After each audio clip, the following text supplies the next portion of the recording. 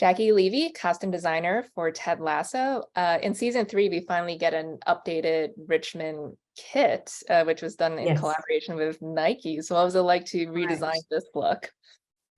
It was great fun, actually. Because we had Nike on board, it suddenly became very it felt very professional.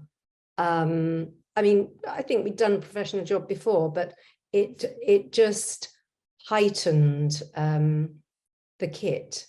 And, you know, when all the guys, all the footballers came in for fittings, you know, it just had that feel of being really real.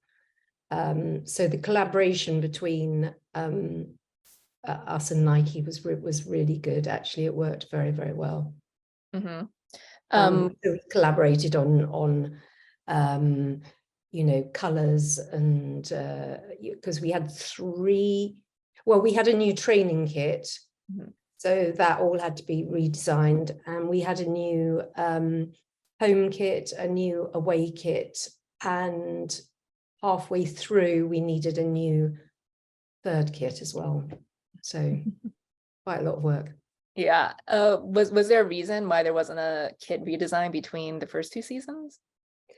I think, yes, I think the feeling was that because it was a first season, and you know, people were just getting on board with the show, getting used to the show. You know, it was becoming really popular, and I think it was thought that it was talked about a lot, but I think it was thought that the audience would like the continuity of the kit going into the second season. And now you're established, you can do it up in season 3. Yes. I mean, obviously, you know, football clubs have a new kit every season. But we just well, obviously it wasn't me as much. It was Jason and Brendan decided to keep the same kit for season 1 and 2. Mm-hmm. And then, you know, season 2 obviously got much more established. So then we designed a new one for season 3. Mm-hmm. Well, season 3 also has several new characters. How exciting is that for you when they bring new people on every year? Oh yeah, really exciting. I mean, I love doing all the regular characters, but you know, we had a couple of really great characters. Zava, Zava out of the world. Zava in his Zava world, and Shandy and Jack. So, you know, and plus, you know, other smaller characters as well. But it's always good to have a new character. Yeah. Well, Zava, he's, you know, this enigmatic like soccer star, and he was inspired by Zlatan Ibrahimovic.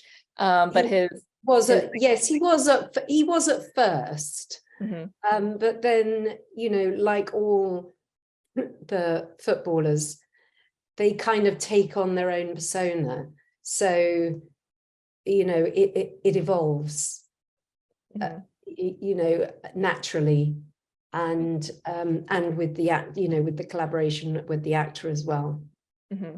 But his off-field looks are just very memorable. Just, you know, especially the first time we see him, he has this like fur collared jacket, this Versace shirt, fur coat. The fur coat. How did you go about conceptualizing his style? Well, we wanted it to be memorable, but we didn't want it to be sort of comedy. You know, we didn't want it to be. We still wanted it to look real.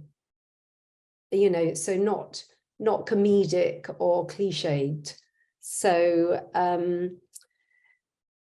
you know, so we did we did start. I did start with Zlatan Abramovich, and then I met Max, and you know, and took it from there really. And the first costume was the, you know, the one that he arrives in, and I think it was written in the script that it was a fur. It had a fur collar.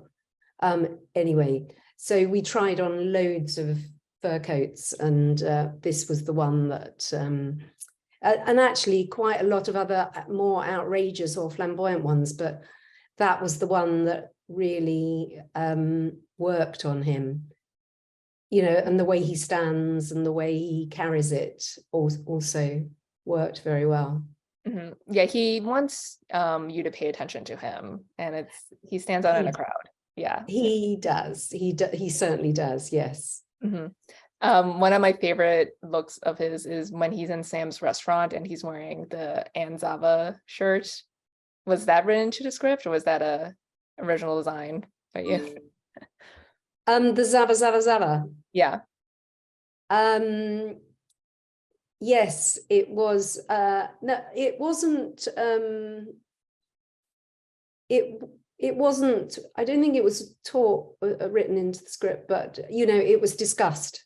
So it had to be designed, and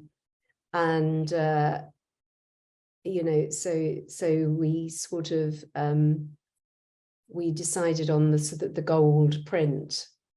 Thought would suit his kind of his look very, very well, you know. Mm-hmm. And that really tells you everything you need to know about him, like that. Sure. Yes, exactly. He's there, you know, he doesn't have to say anything else. He's sort of arrived. Mm-hmm. Well, in season 3, we also see Keely running her own business. Like you said, she has, you know, Shandy and Jack and everyone, and Barbara there.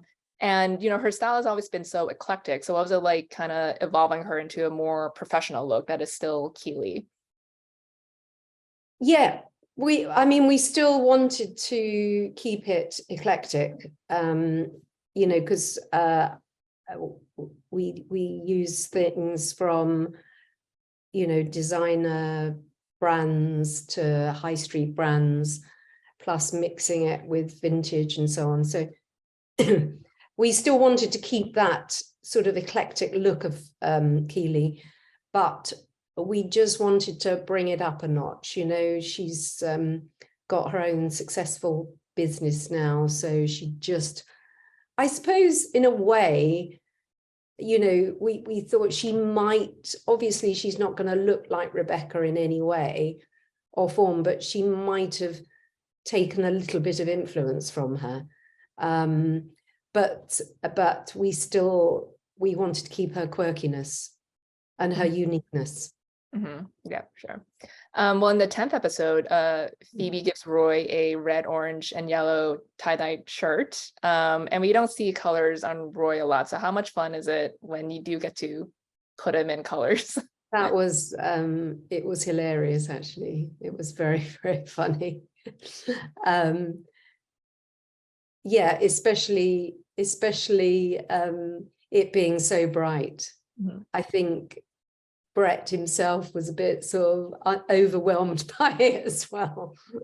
But I think it was nice because it showed